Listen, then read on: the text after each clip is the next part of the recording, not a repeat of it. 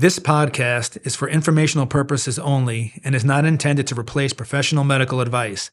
The views expressed in this podcast may not reflect the views of the Village Network. If you are struggling with mental health, please see our show notes for a list of resources. Welcome to Let's Explore That. I'm Lynette. I'm Matthew. And I'm Clint. And today we are here with a very special episode. We're here to talk about my favorite show and the favorite show of literally billions of people across the globe, Bluey. And when I knew I wanted to talk about this, which was after one of the million times the episodes made me cry, and it's a show that's meant for like 5-year-olds, so that's crazy. I put out a call to our friends at the Village Network and asked who wanted to come onto the podcast and share what Bluey has meant to them, to their families. And the first response I got was very enthusiastic. It was from Miranda. So can you tell us a little bit about yourself, what you do at the Village? Yeah, so I am the Regional Administrative Supervisor for the Northeast region. I mainly work with the Salem Residential, and everything that we do, the support, it's great, and I love it. That's so cool. So what is, so tell me your title again, Administrative Supervisor? Yes. What does that mean? A whole lot. Mm-hmm. You're pulled every direction, billing, setting up clients, everything. So we're kind of behind the scenes from the clinical work, but it's still rewarding. Yeah, so like the business end of all the mental health care. Mm-hmm. That's got to be an interesting way to be exposed to everything. It is. And it really teaches you a lot too. Mm-hmm. So you love Bluey, so I'm assuming you have kids. I do. I have one daughter. She's 3.5, and she is obsessed. I feel like every kid's first word is mama, dada. She had that, and then instantly it was Bluey. Everything was Bluey. Well, for people who don't know, Bluey is an Australian kids show. It was produced by basically the Australian version of PBS. And Disney picked it up. It blew up globally. Last year, it was the second most streamed show after Suits. It has been licensed ad nauseum. You can't turn a corner without seeing Bluey merch, without seeing it on a screen somewhere. And all of our children are now speaking with Australian slang and Bluey slang, which is also pretty funny. I love wackadoo. Wackadoo, yep. And biscuits. Whenever he's frustrated, biscuits. What is wackadoo and biscuits? I have to ask. I don't know. Okay. Kind of like you mess up, like biscuits. Yeah, it's like another way of saying like biscuits. And wackadoo is like celebratory. So like, I did something well. Wackadoo. Oh, that's great. Yeah. Wackadoo. Love it. We use hooray a lot in our house. Hooray. Mm-hmm. Hooray for everything. Yeah. Oh my gosh. At 3.5. Mm-hmm. Oh my gosh. And Henry at 5 loves it. Henry at 5 loves it. He's been watching it probably for the last couple of years. It replaced his Daniel Tiger obsession, which I love Daniel Tiger, but I was a little grateful for because one of the things that I get as a parent out of Bluey is a more realistic set of parents, which is funny because they are cartoon dogs. They are cartoon blue heelers. But they have struggles too, and those are part of kind of the Bluey world. Whereas in a lot of kids shows like Daniel Tiger, you have these very perfect, endlessly patient parents who they do something, they have an intervention with their kid and it works and the kid's fine and they go about their lives. And I don't have that kid. Right, exactly. That doesn't work. Oh. No. Why? Although Sloane can recite like a lot of the things that she learns in Daniel Tiger, but reciting and application are two different things. Mm-hmm. This isn't Daniel Tiger from Sesame or Mr. Rogers' Neighborhood. It is. It is. Oh, it is. Oh my They gosh! made a show out of that. Oh, he did his own spinoff. Yep, Yeah. he got his own spinoff. It's animated. It's not the doll, puppets. Okay. the puppet. No. Oh, okay. That doll was kind of dusty. Yeah. Yeah. Nothing against Mr. Rogers. Oh no, Mr. Rogers is perfect. We don't really do a lot of Bluey in our house. Mm-hmm.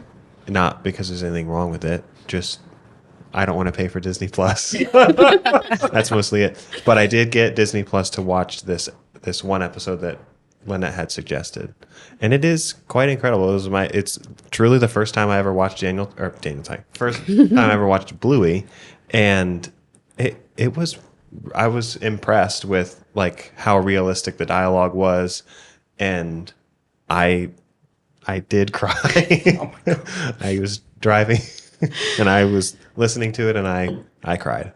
And I think I was most impressed when I was thinking about like, oh, we're doing this podcast and I'm watching this episode. I think the biggest thing I thought of was like, I really want to understand the psychology behind why the storytelling in the show does such a good job of like hitting on those emotional things. Mm-hmm.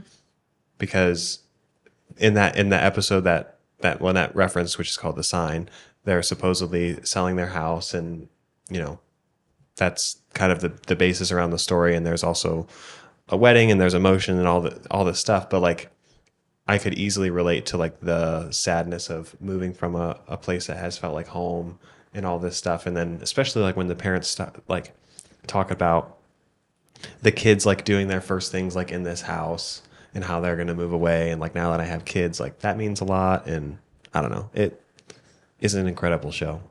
And I've only watched one episode. Yeah. So I'll keep Disney Plus for at least the month that I've paid for it so far. Just enough to let your kids get addicted. And Yeah. Then, yeah. And then Rip it I'll out have to from say under 'em. no forever. You might be keeping that subscription I think longer than a month. I think so. It's going to be a bonus because you get Hulu with it. So, you know. Yeah, kind of the best of all worlds. It's just true. a anthropomorphic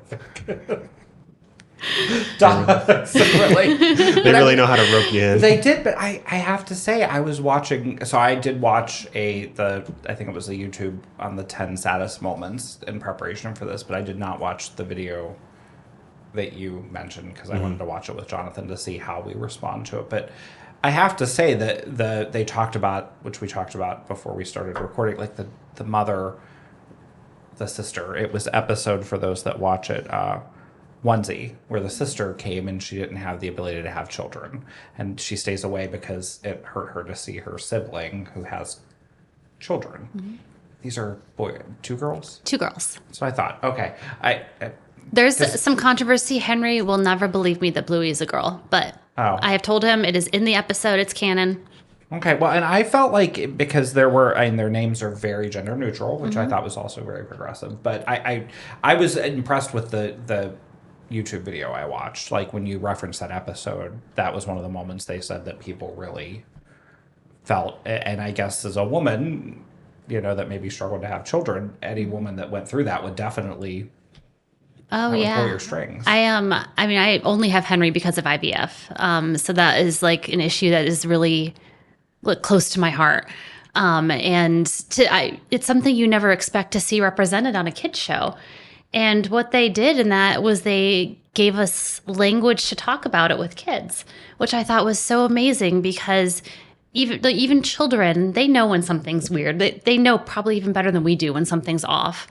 And to have the language, the example to say like, well, you know, this person is going through what Auntie Brandy went through in Bluey. That's like, oh, immediately something they can understand. And Right. It's pretty cool. Mm-hmm. Amazing. Yeah. So I'm looking at the parents that watch us religiously. I mean, it seems like you've been drawn in. I mean, your excitement about this, and I felt like it was up there with the fact that I didn't know who Lin-Manuel Miranda. Thank you. I can Do never you know say who it. Lin-Manuel Miranda is? I do not. Oh my God, where am I working? It's okay. I didn't know who that was. I didn't know Bluey, and I felt like Brianna in our office talks about Bluey a little bit, and so it is. I feel like I'm tardy to the party. So like, what drew you both in? Like, what?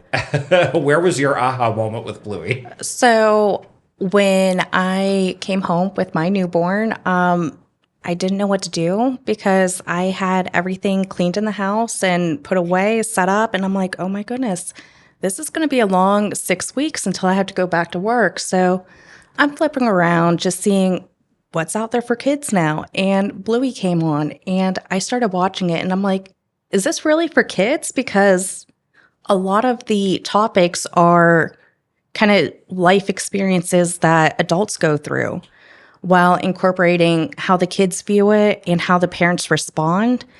And I was instantly hooked. And there's always a different experience or struggle, so you get to see a variety of how they overcome those. And as someone who works in the mental health care world, did you immediately make that connection? Like, this is about mental health? A little bit, maybe more when she got older and started acting a little bit like a muffin. And it's just like, oh my goodness. But I love how they have different characters with different, I can't think of the word, characteristics. One can't listen, one's just wild, one just wants to be there and help. And you kind of see how everyone responds for them to make that connection of what's being told, what's being asked. And that's when it started clicking for me. I think the one episode they talked about was the mini Bluey where they changed roles. Oh, I love that one. Okay, see, this was on the YouTube video that I watched, an introduction to it, but it was really, it kind of resonates with what you're saying, like that, and I'm going to get the names wrong, Bluey and Muffin. Bingo. Bingo. Ugh. It's okay. Bluey and Bingo, like, Bingo becomes Bluey, and then Bluey becomes Bingo, and the parents don't like, Bluey starts feeling bad because, if I correct, he wants to be more like Bingo? He says in sort of a gaffe, like She. Yeah. Oh, sorry, they're female. The dad says, how great is having two Bingos? Because Bluey is a little bit more of the difficult child, and Bluey hears this and runs away and is kind of heartbroken by it.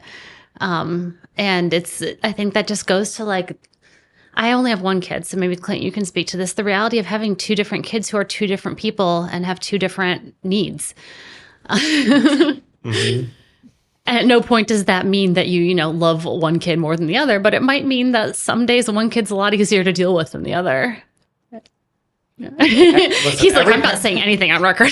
I'll say it for you because I don't have kids. Every parent has favorites. If you only have one, then it's easy. Yeah. Yep. I think with kids in general, it typically just comes down to like the day. But I mean, you love them both. Yeah. For sure. I'm so impressed with the show in general, having been exposed to one episode, but just like I think I have a very strong appreciation for it because of the way that it addresses real life. Again, not that like Daniel Tiger or Peppa Pig aren't good shows. We like both of those in our house as well, but for our like parenting style, we very much subscribe to like you bring your kids along with like they're just micro adults, so like they need to learn how to like be in the world and like have experiences like and things like that. So being able to expose them to topics that we really deal with is huge. But giving like Lynette said, giving language to be able to explain those things and talk to them about real topics that maybe are more nuanced and difficult to discuss. When we were on this trip out west, and one of our friends got married, and Sloane's like the whole time she's like, "How do people get married?" And we were like, "Boy, there are so many things that are layered into this conversation." But I mean, I'm sure there's an episode or something. I mean, just trying to find the language of like, okay, well, this is actually a really complex topic of like, well, you get like two people love each other, but like, well, there's like the government side of it, and there's if you subscribe to the religious side of it, and like all those different things, and like how do you explain that, and like how does it happen? Yeah, it just does. Right. Well, then there's a person who's there that tells you that you are allowed, and they're authorized. Like, what does authorized mean? Okay, well, Yeah. It's a contractual agreement between two adults. Just take all the romance out of for it. tax purposes. Yes. Yeah. Depending on the county. Well, that's another perspective. Right. But one of the things that Lynette and I were talking about this week, and I'd be interested to get your take on it, because we were talking about exactly the same thing, like the coping of the adult, the covering of the adult topics, which was the general vibe I got from the articles I read online that you sent, thank you, as well as the videos, as well as the background that I found just from a simple Google search. But I was talking to Lynette about this, I think yesterday or Monday in the office, and I said, it kind of reminds me of when Disney had Bambi, and Bambi's mother got shot at the beginning. Like, that was very controversial for the time. I wasn't around for it, but I remember my mom and my aunt talking about, oh, this was so controversial when this happened, and it was all over the news, and, you know, how could they do this? But it's a fact of life. Sometimes a parent doesn't, you know, unexpectedly dies, and how do you have that conversation with kids? And I was wondering, from all of your standpoint, you know, now that you've seen an episode, like, do you guys feel like, hey, this is, like, now we're having the national dialogue about mental health, so of course we're going to talk about feelings more than we've ever talked about them before. I mean, that to me was kind of the power of when you explained it to me before I Google searched and did my research. I was so impressed with how many people said this is really helping us have difficult conversations. Have you guys seen any of that in your homes? A little bit. Nothing is ever going to be perfect. So, I mean, it's a platform to kind of get that issue addressed. But even the show just kind of shows you, even if you make a mistake, you say the wrong thing, you always have the chance to go back and fix it. Hey, I accidentally said this a little too loud. Maybe it came off angry. I wasn't angry, or whatever you were feeling. It's just kind of bringing it back in that you weren't trying to come off a certain way, but it gives you that chance to repair anything that you may have, like, damaged a little. Mm-hmm. Absolutely. And in our home, we joke, you know, I wasn't the best version of myself. Like, you know, a kid wouldn't be able to formulate that sentence, but, you know, they know when they have done something, like you said, they pick up on it. It was kind of like, and the other thing that I thought was interesting, the pumpkin seed episode, when they went to see the grandpa, where they realize he's aging. Mm-hmm. The pumpkin seeds, like, I don't want to eat them and grow up and be strong. Like, I just thought, and Lynette and I have had this conversation about how, like, our generation was, we'll just have the polite bite, or just, you know, and now you don't even have to have the polite bite. I don't want your pumpkin seeds. I just thought that was really, I was like, oh my God, like, I don't know. I just, as someone who doesn't have kids and not around them, it was just the research I did. I was like, wow, they're really tackling some. Well, and you hit on one of my favorite episodes, because that whole episode centers around this idea of doing things that you don't want to do. And you have the kids who don't want to eat their pumpkin seeds, right? And then you've got the grandpa who doesn't want to rest, and the mom who's trying to get them to do these things. And at the end, like, Bluey realizes she needs stamina to do all the stuff that she wants to do, so she had better eat her pumpkin seeds. And the grandfather, when his daughter says, I need you to rest because I still need you. Like, that really hit hard. And you kind of see, like, sometimes that we do things not necessarily for ourselves, or sometimes for ourselves, but sometimes we do things for other people, which is, and they tell it in 7 minutes in this hilarious episode where the mom is chasing the grandpa and the kids through the woods. Like, and it's amazing that they can kind of tie that together. And I think this is what you brought up, Clint. It's really, there's some magic in this storytelling that they've been able to weave these lessons without coming across as moralistic into these really fun stories. Wait, these are only 7 minutes? Yeah. Each episode's only 7 minutes. The Sign is a very long episode. The Sign is the Bluey movie. It's like 28 minutes. That's what I thought they would normally be. I thought they were like a normal cartoon. No. Oh, wow. 7 minutes? Mm-hmm. Well, and another thing, and they address this in the show, is that Bluey acknowledges, I think, that parents are trying to cut back on screen time. Oh, brilliant. Yep. So they give you a full show in 7 minutes. Wow. And we've actually started measuring time in our house by Blueys. So, like, we'll be in the car, like, on a road trip. Henry's like, how long are we going to be there? 6 Blueys. 6 Blueys. Oh, my gosh. Like, 7 minutes? Those Australians really know what's going on. Yeah, right? Wow. Who knew? Wow. I'm sorry. I'm still digesting I know. It's crazy. I thought these were like, I don't know. Like, I'm thinking of. Nope, we can talk about dying grandparents and how to deal with it in 7 minutes. And you get to, and as an adult, you can cry at the same time. I think I needed how long were the Brady Bunch episodes? An hour? And I still needed all that time. I know, right? Brady Bunch was so good. It was. Oh my God. I'm so, wow. You know what series did not age well? Seventh Heaven. Oh, that Did you was guys a ever good watch one. that? I used to watch it all the time. Me I've gone too. back and watched some like things on TikTok now, and I'm like, I'm what sure was it's I not watching? You know what did age well? We're watching Dallas at home. In the 70s. Yes, we're rewatching the entire 18 seasons of Dallas. Yeah. Or whatever they are. Oh. So I Googled what this dog was. Mm-hmm. The Australian sheepdog, which I think you Yeah, the blue healer. Yes, the blue healer. And their last name is Healer. Yeah. How brilliant. But when you think about these characters, besides the Australian slang, I mean, are your kids both coming back to you? And I feel like we touched on this, but I'd just like to dig a little deeper. Like, will they come to you and say, like, what was that heaven thing where the dog was going to heaven? Like, I think I could watch a movie for an hour where a human gets murdered, but, you know, like you watch a dog's life or dog's purpose where the dog keeps dying and coming back. I cried like an infant. You know, but I could watch a documentary about a true family that got murdered and I don't shed a tear. This is really makes me sound like a terrible person now that I'm saying it out loud. Hey, It all sounded dogs better go in to my heaven head. traumatized everyone. Well, yeah. So, My wife's least favorite movie is Homeward Bound well, yeah. Oh, that's because a of the sad animal one. trauma. Something about animals, it hits you different. I don't know. Yeah. And that's probably, I should not have said that. We're going to have to cut that out. I just felt like when I was watching that, like if a dog sitting on a porch thinking about dying, like I had, when Bubba died, I cried for weeks. I was inconsolable. I've had family members die that I don't know that I've cried yet. Like, you know, because we weren't close. Like, I was close to the dog. I want that to sound humane. I'm sorry. Sure. But there are family cousins that you don't know that well. Or I'll have to say, Henry watches it very much on a kid level. So, like, some of this nuance, some of these messages are very much over his head.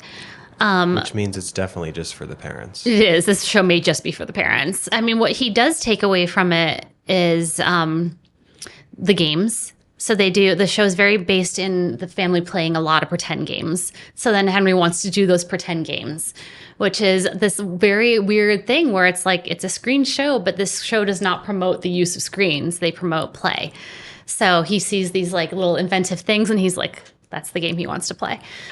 But the episode before the one you watched, Clint, it ends with the for sale sign in front of the house. And that's the first time you realize that they're going to sell the house. And I was watching this episode with Henry and it got to the end, it showed for sale. And I went, because obviously I'm really invested in this. And he's like, Mama, what is it? And I said, it's a for sale sign. Their house is for sale. And he burst into tears. And it Like was it's a gonna whole moment. Yeah, he's like, I don't want them to move. And I had to backtrack and be like, okay, this is not real. This is a cartoon. This is a 7-minute television Yes, show. they're not actually going anywhere. I'm sure the show will still go on. Like, They're making billions of dollars. They're not going anywhere. exactly. that closet's fabulous. Right. What are they thinking? So that was like the first time that like something deeper got him with that. But I don't know. Has your daughter seen anything like or asked you any questions? She hasn't asked me questions, but I'll sometimes like incorporate like little props that they have in Bluey in real life, whether it's decor or arts and crafts, and just kind of like, oh yeah, like remember, you know, a little gnome husband. We all can't have what we want. And it's just kind of easily putting it in her mind to kind of click. But a lot of our conversations are, hey, I think you skipped a nap. You're acting a little crazy like a muffin. Like, do you need to sleep? And it's like, yeah, I need a nap. I'm muffin right now. And it's like, those things click instantly for her. But the bigger topics, it's slowly clicking, but it's also easier to kind of like address to her at such a young age for her to understand. So it's kind of a little bridge to help us. I'd be also interested to know, like, you know, there's different, across the world, there are different, like, parenting styles. And there are books written about, like, there's, like, the Dutch parenting style and French parenting and the American parenting style. I wouldn't even want to read a book about that. But I wonder if there is an Australian parenting style that, like, is coming out through this, like, through the show. And I would be interested to, like, know how it relates to some of those other styles. I'd be curious about that because I mean, I think you can kind of take out some styles. Like they're certainly not tiger parents or helicopter parents. They tend to let their kids roam free a little bit. Right. Which would be more Dutch. Mm-hmm. Dutch and French. I mean, like French parenting is supposedly like very firm boundaries with lots of freedom inside. Dutch parenting is like, I mean, it's the Dutch, so Yeah. let them do whatever they want. I used to work with a boss, and he used to say, "If you're not Dutch, you're not much." But and I wonder if I got this from the creator of the television show. The quote that jumped out at me on my Google search again, because I did all this through Google and Wikipedia, but it said there is no counting in Bluey. There is no learning this or that. It's just showing them playing. It's to show parents that the kids aren't just mucking around. Again, I knew that one. That was a British term. But they said they learn to play and they learn to share. And generally, you can just put your feet up and let them do it. And he said that in 2019. But the part that I reading The Anxious Generation recently, I was thinking about the screen time, and they're not promoting screen time. Do you think maybe to Clint's point, the Australians are learning what we're learning, like the screens are not helping, and I'm sure every culture is learning that, but it's not promoting them to go play a video game that's Bluey sponsored. It's promoting them to go, like, give me an example of what Henry had emulated that he wanted to play, because I kind of want to hang on that, because you were kind of talking about the same thing, like what game did Henry want to try? Well, one of his favorites is Magic Asparagus. And it is an episode of Bluey where they're eating dinner, and the dad is kind of trying to get the girls to use their table manners, and they're resisting this. And then the mom passes Bluey an asparagus and says, "This is a magic asparagus. You can use this to turn anyone into any animal you want." And so she spends the rest of the episode turning her family into different animals. And of course, the table manners all go completely to the wayside, and everyone's acting silly and crazy. And in the end, she's like, "Oh no, I've made a big mistake," because like her mom starts like attacking the neighbor because she's a lion, and like, and she's like trying to turn them all back and things like that. So he likes to play Magic Asparagus and turn us all into things. That's a big one. Does he have a magic asparagus? Like, he actually has a plastic asparagus from his food kit that he uses. But he's being creative. He's being creative. And we'll screen. play games like I'll be folding the laundry and I will turn him into laundry. And I'll be like, "Okay, laundry, get in the basket. I'm going to fold you up." And that's kind of, a lot of that's kind of Bluey based. I like that. Yeah. We do a lot of the crazy unicourse. And because they call the unicourse a unicourse, my daughter calls everything a unicourse. She goes to school, "Oh, I like your unicourse dress." And it's like, do I correct her because Bluey's saying it? But we'll do a little crazy unicourse time. We do a lot of fairy gardens too. Just kind of getting in nature when it's nice. Just active, being in the moment while you're playing. Mm-hmm. And then even if it's not perfect or how you want it to be played out, you practice. You do it again. You always have that chance. What is unicourse? It's a crazy unicorn. Okay, I was wondering if it was like one person course, like a running course, or it was like a unicorn. So thank you. It's a puppet that the dad controls in the show and kind of makes random appearances, and it is an extremely rude puppet. Oh. And the kids find this hilarious. Yes. The dad is Bandit. Mm-hmm. Yes. I was looking at my notes. Yeah. It's terrible. I wouldn't know either. I don't have any notes. So you're Bandit already better than me. Unicourse. Yeah. Unicourse. If there's a quiz. And it is so interesting. It was this show was nominated for 49 awards and has won 38 of them. Mm-hmm. I mean, the research, I was like, wow, like I can see as a parent, like I can see why you'd levitate towards this. Oh, absolutely. There's one moment that I always come back to in Bluey because it was the moment I think I first felt really seen as a parent by a cartoon. And it's an episode, and the entire 7 minutes is literally just Chili the mom trying to get her two girls out of the house. She's just trying to get them to get out the door. And finally, she gives up. She sits down. She picks up a magazine. She's flipping it. The magazine's upside down. And she's like, "Fine, we're never going anywhere ever again." And you can just see her like barely containing herself. And I'm like, yeah, I've been there. That's me every morning. Yep. Yeah, I don't envy that age. I'm sure you have it too. It's not too bad. Oh, okay. I mean, Mabel is still only crawling, so I can control her pretty much as I want. Till she can crawl faster than you. It's getting close. And Sloan likes to get dressed, so That's helpful. Yeah, that's good. Yeah, She I've got does a it muffin. herself. He's everywhere. He has to do everything all at once, at the same time, before we go anywhere. It's fine. yeah. I'm afraid to introduce Sloan to more Bluey because she has seen it before because her cousins watch it, but she already does so much pretending in imaginative play. But I'm sure it would be fine. One thing I think you'll like about Bluey is that Bandit in several episodes looks for ways to play where he can lay down. So, 1000%. yep, he's got a bunch of them where he's like, what's a game where I just can lay down and not do anything? And they're like, hospital. And then he's the patient. And there's one where he kind of comes in and collapses and sits down and they pretend he's a mountain and they climb up him. And they did one with Mom and Dad where you can tell as an adult they were hung over. So very relatable. You That don't want to never play. happens. No. Never. They're Are talking there about any the New games Year's party. where you can lay down and sleep? And everybody's quiet. I'm still and waiting for nobody that one. bothers you. Even Bluey hasn't unlocked that trick. Okay.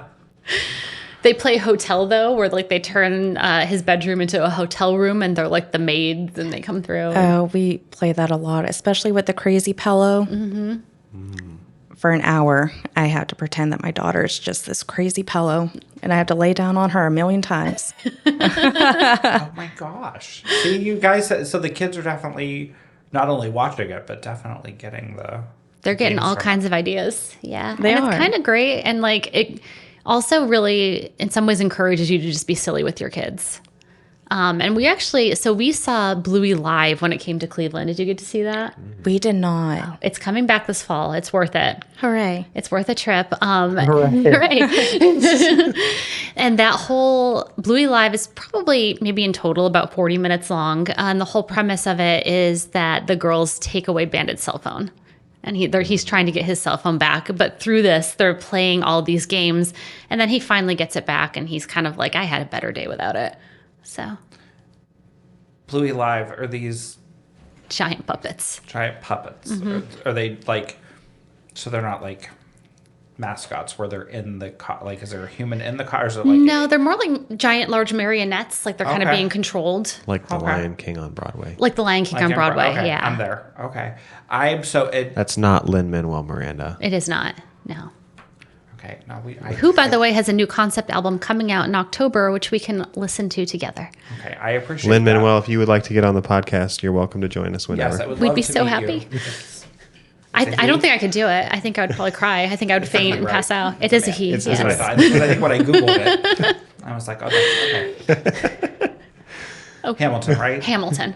Good for you. I'm so proud of you. I learned something. I've learned so much during this podcast. I know research. Blue Healers, animated, who wrote Hamilton, all the things are Yeah, happening I've learned today. about dogs from Australia, people who have created the modern musical. Seriously. Unfortunately, I still haven't figured out Bluey, but it's Blue Live sounds good. Maybe, when is it coming back this fall? I want to say September. we should all go. I would go. Let's go. Let's go. Yeah. All right. Village Network mental health outing. I like that. And, Are we but taking again- our kids? Good question.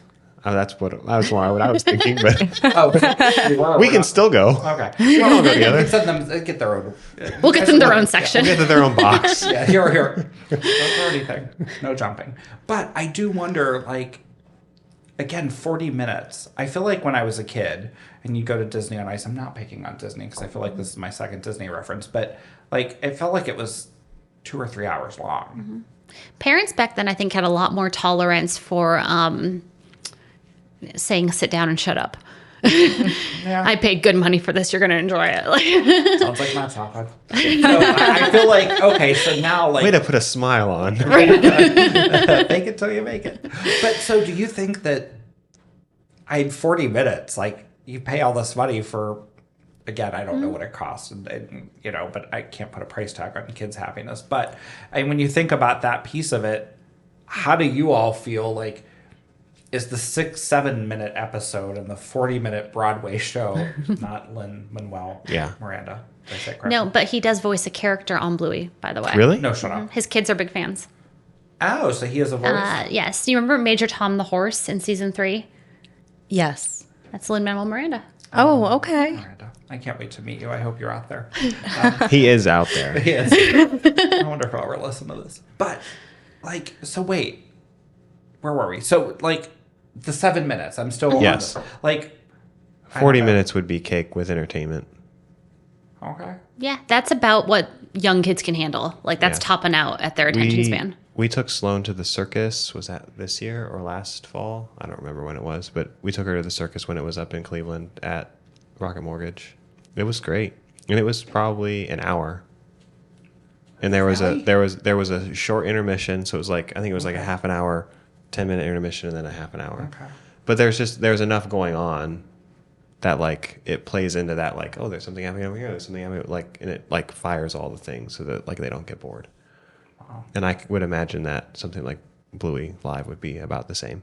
Okay. Yeah, at the end they bring out a giant, some giant balls for Keepy Uppy, so everyone in the audience gets to play Keepy Uppy. Oh, we play that too. Yep, that's another huge one. Now, I know you're not in direct care with the youth, but do any of our kids talk about it at the Salem Residential? Not that I'm aware of. The ages that we accept them kind of fluctuates. So we have some that are younger that could watch it, some that are older where it's like, I'd just rather not. Okay. But I am a huge Bluey fan, so I'm just going to say it's for everyone.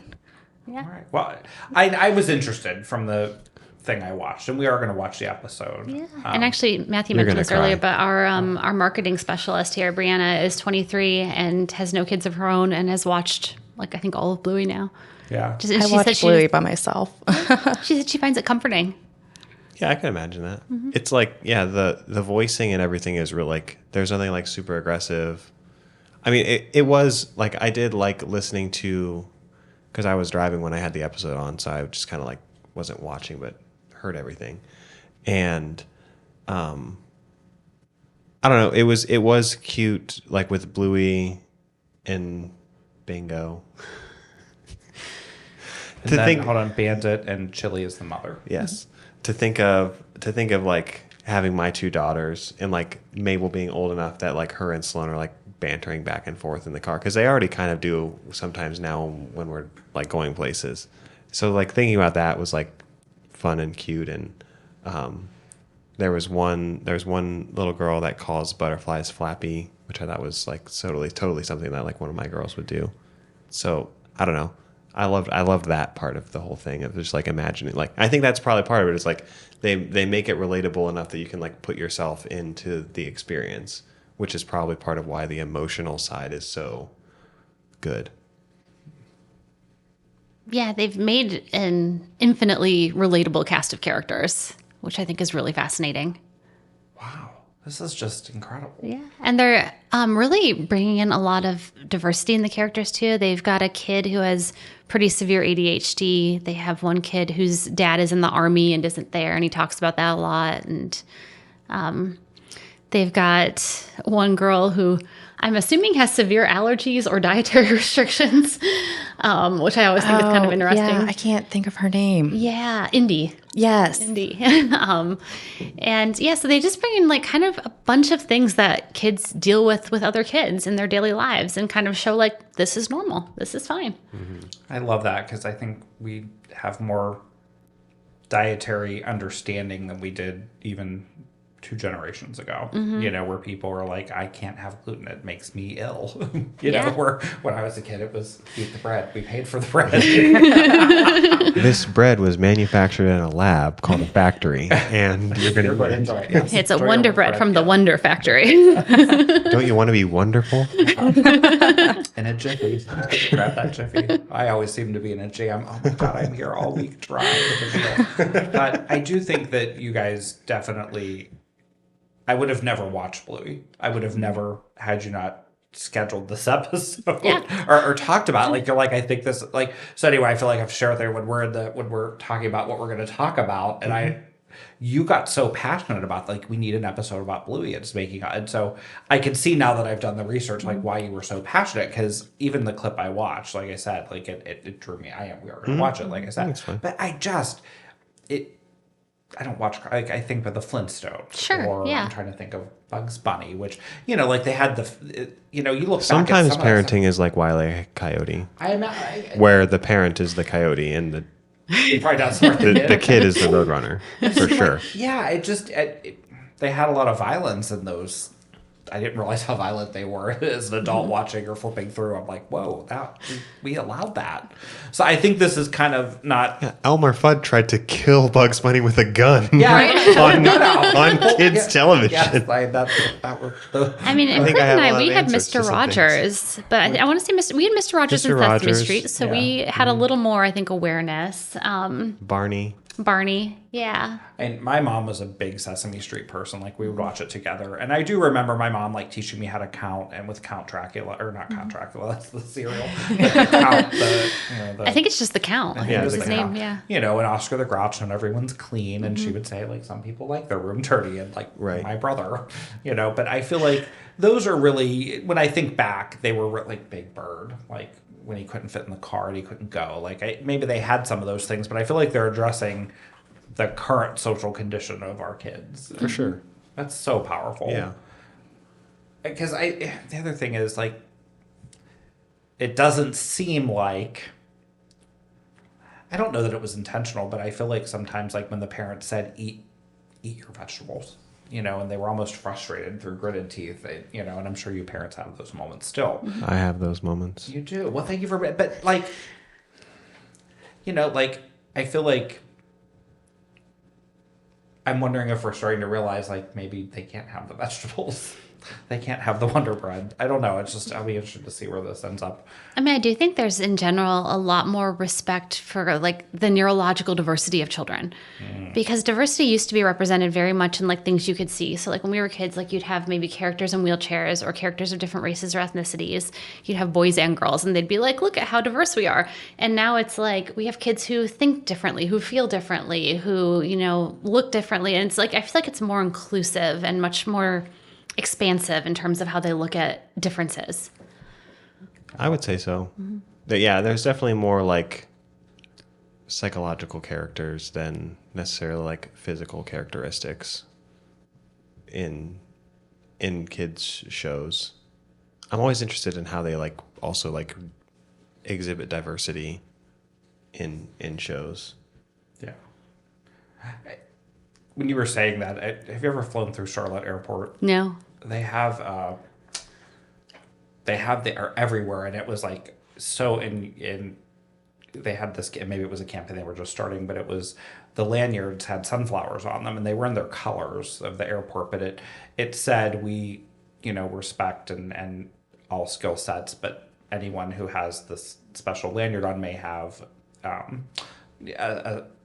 it said something like not all handicaps are visible, and so it was very powerful the way it was written, and I'm not going to do it justice, but it was like, wow. And then I noticed there were so many people that had that special lanyard on, and I was like, wow, that, like, first of all, like, I thought, like, how cool that they are saying that I might not be able to help you or respond the way you would want me to respond as an anxious traveler. Mm-hmm. When you think about that, because no one's more stressed than you're traveling, especially with kids. So, but I don't know. I thought that was so cool. Like, hey, I might give you a little more patience or understanding because, you know, not all, it's the sign said it, not all handicaps are visible. And, you know, there are moments where someone asks me a question and I think I'm okay, but I'm like, I'm going to need a minute. That's just great going to explode on you for that Give me a question. moment.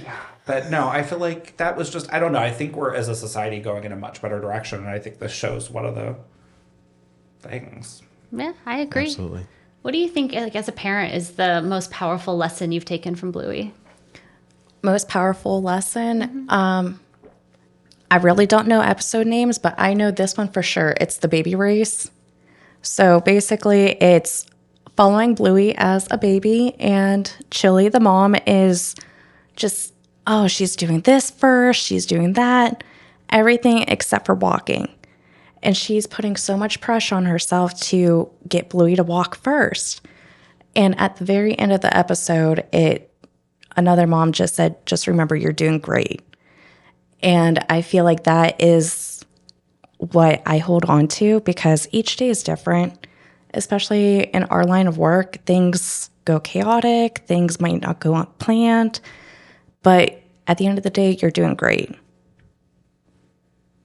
See, even that's almost enough to make you cry. I know. Because it's true. Like you need reminded that like even when you have super frustrating days that like you're doing the best you can. Hopefully you're doing the best you can. I mean, I think we all are.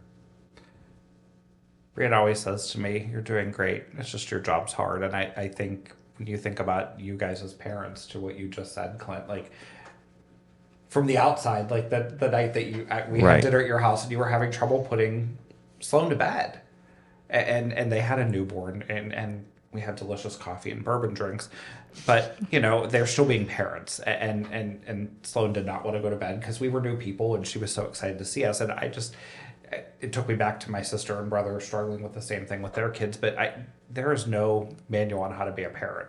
On April 7th, Henry's going to come down and yell at you, and this is how you should properly respond. You get that 2 years in advance so you can practice. Right. Like, there's none of that. So Here it comes. Yeah, like to your point, like, and I think the comparison of one kid to another, like that you just spoke about, is so powerful because, my brother didn't have to study to get good grades. My sister and I had to work to get the same grades. We had to work and study, and I still, like, he just got it naturally. He was, and we didn't. And I think that is so powerful that we talk about giving grace. I say that all the time. I love that. Yeah, but as someone who got good grades without having to study much, I would have benefited from learning how to study. Because like that gift, that's a resilience building thing. That is a gift that I did not appreciate until I got older, and I had to cultivate it older. Yeah. What a great show. Yeah. Thank you so much. Thanks, Thank you for Thanks having driving me. out here. Yeah. Yes. It's nice to meet you. It's nice to meet you guys Yeah. Wow. and talk about Bluey.